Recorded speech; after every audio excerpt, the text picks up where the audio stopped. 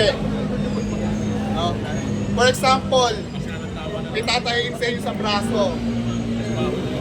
Worth 10,000.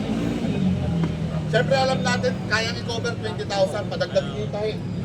Yan dito. No? Pwede yun. Pero wag naman buwan-buwan na aksidente kayo. May bilang yan guys, ha? May bilang yung aksidente. Depende sa lala. Cover kayo ng insurance. Guys, cover kayo ng insurance. Kahit basta naka-online kayo. No? Kasi yung kung magkano lang yung cover ng insurance, halimbawa, 100,000. Sir, wala na sir. Pwede naman yan. Guys, yung isang insurance sa atin na, yung AIG, reimbursement method yun. Papaluwal muna tayo.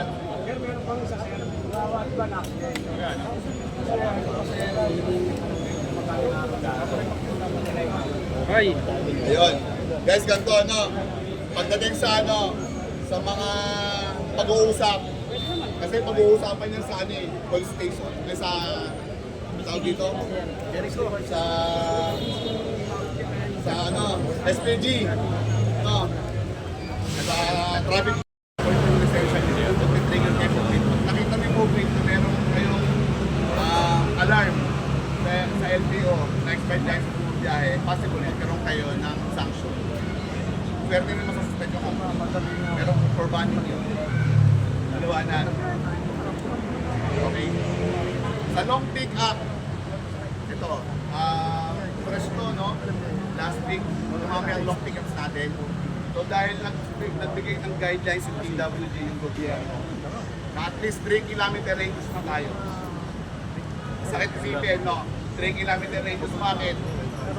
Maraming mga pasahero daw, sabi ng gobyerno, na hindi nakakabook sa atin. 3 kilometers.